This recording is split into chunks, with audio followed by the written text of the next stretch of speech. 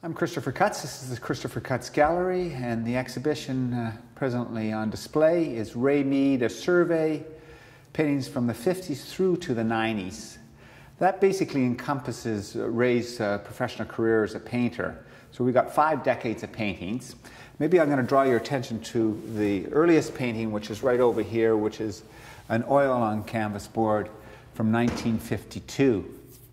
And as you look at that painting, you see some of the influence of European painting. And at that time, like of course the work of Morrow, it also is somewhat reminiscent of a Canadian painter. I don't know if they had much to do with one another, but B.C. Binning. There's quite a lot of drawing on that particular canvas with little sort of imagery that plays on that whole surreal back and forth whimsy that you would find from early 20th century modernist painters. From 52, we can move here to a 1954 Mead. And you can see in this work, it's become a little bit more structural in the painting sense. It's not so much of a drawing, but there's concrete forms that play from one another, and you can see how the painting moves. And you start to see sort of what is identifiable as a Ray Mead. From 52 to 54, we move to a 1955 watercolor. I'm just going to go grab that and I'll show you that piece. Okay, so here's the 1955 watercolor. It's actually a terrific piece. It shows a kind of a balance that you'll see in all of Ray's work, a bit of an asymmetrical balance. But really what I want to draw your attention to is, and this often happens with many artists, is here. If you look in the back of the picture, you have another work. I think this is probably more of an experimental work. So he'd obviously done some playing here, not completely satisfied, never signed this side, then did this beautiful, very direct, almost figure ground relationship watercolor from 55. So we've got 52, 54, and now 55. Okay, from the 50s we're going to move into the 60s. Of course, the 50s was a period that Painters 11 was together. Painters 11 had now disbanded. They disbanded in 1960. And we have an early 60s painting from 1964 right here. It's an untitled piece, but it starts to kind of even illustrate more of what became Mead's signature compositions. And part of what you'll see is there's always an interesting balance in composition with Ray's work. You see over here these 3 forms floating off from the edge. That's of course anchored in there. It's divided into 4 bands. You know, these bands here and this one here. All of those elements are very important to create a composition that will hold together very nicely. At that time, Ray was signing, just like in the 50s, more of a printed type of signature, as you can see down there. From this 64 oil on canvas, I have one other work from the 60s, which is this guy over here, which is a collage from 63, which points away to things that he did much later in his life. This broad fields that are very painterly, this sort of existential splashing of paint. But Ray is the first one to say that every little splash is meditated on his work. If it doesn't work, he removes it. Now you can see this is a collage here. Really lovely piece. Once again, very nice composition, nice balance, but not static. Still has some tension that keeps you moving. Okay, from the 60s, we'll move into the 70s. And what we have here is this magnificent painting called Nimbus from 1970. This is probably the most minimal work. He did move into a relatively minimal phase in the 70s, but this particular piece, a 2-colored painting, as you can see, white and black, with just one large form. So it has this strong dynamics between the figure and the ground, but it's done very subtly. And just here you can see how it kind of tapers into this area and then bleeds in there, anchoring again at the top. So your eye sits there and moves comfortably through the painting, and it has just a little bit of a kind of asymmetrical tension over there, so it doesn't become static. It's still very dynamic. and quite accomplished in a very simple two-color painting. Okay, from 70 we'll move into 1975, which is a painting by the name of Field, as you can see here. Again, that very, you can see the minimalist approach, broad fields, almost a mechanical finish to these particular paintings. But once again, very balanced composition. This is probably the most symmetrical painting in the entire show, and it plays well to the type of work that this falls into, color field expressionism. Okay, from the 70s then we'll move to the 80s, and here we're going to move over to a painting called Tree Cradle Pink, also known, the whole series, as the Islands. And they had this particular motif, and you'll see it repeated in a number of the island paintings, that sits there and floats amongst a field. Now you can see the fields aren't becoming as mechanical, much more painterly in this work. You can see how it sort of breathes. I want to draw your attention to that chalk line at the bottom of the painting.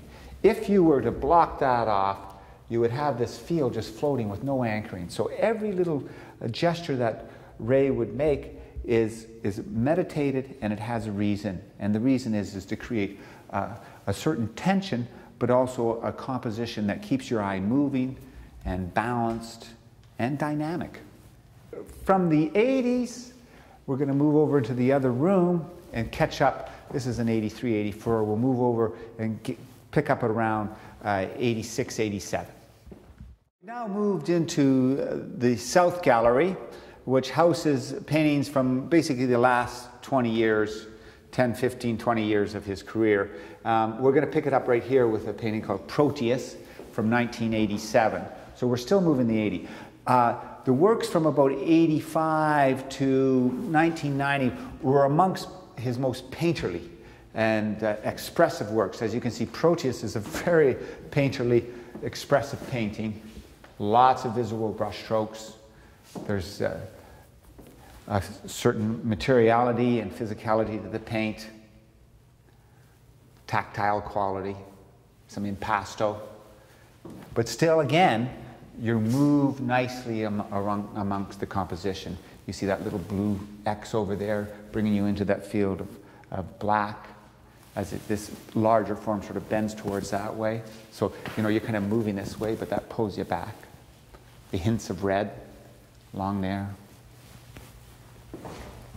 It's a very muscular painting. From there, we're going to move into this charming work.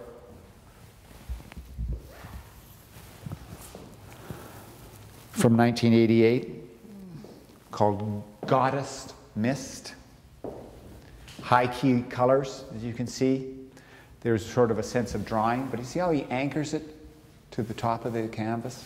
So he's very much aware of gravity and the gravitational pull. Things are anchoring, so they hang, but they don't fall away. This here is also anchored at the bottom, but it sort of grows out, so it keeps everything together. But there's a sort of diagonal motion moving through. And then also you could just pick up little areas of color, like the reds. See how they pop through, moving your eye around. That strong yellow over there. Also very painterly, which was typical of the later 80 works. And then over here, we'll move into 89, 90. This particular painting is from 1990. He's incorporated a little bit of drawing here.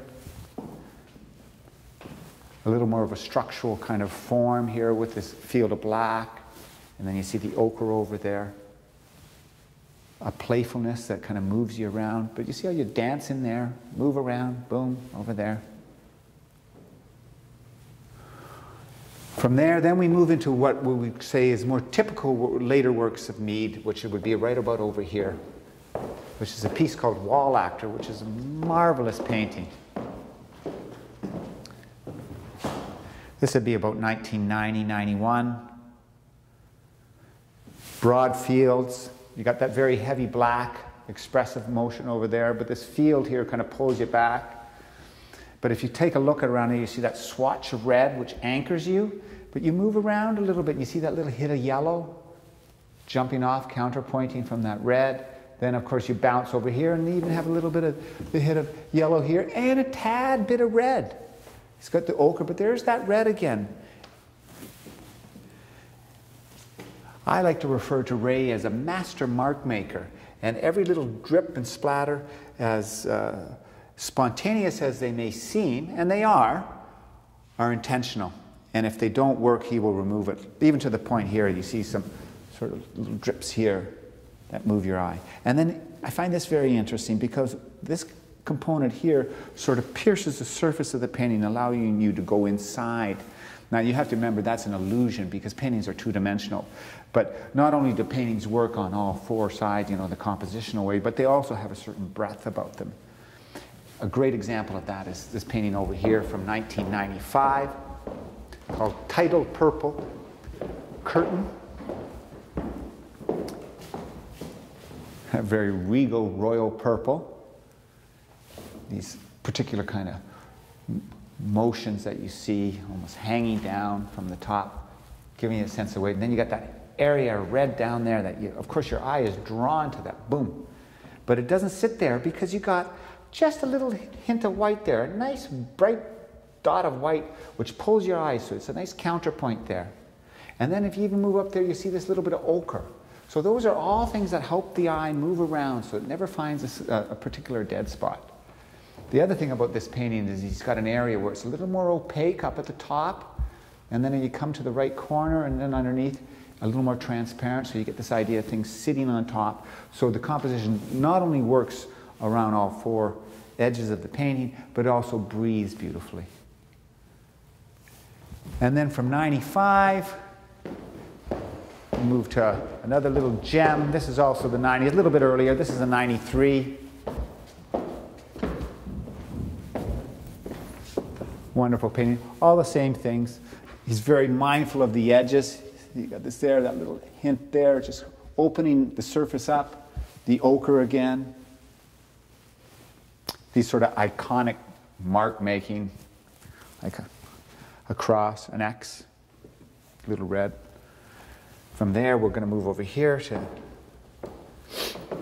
another 90s painting with a high key color. So he liked to work very much in blacks, whites, but he wasn't afraid to put in these high key colors. Here you see this orange and greens and reds.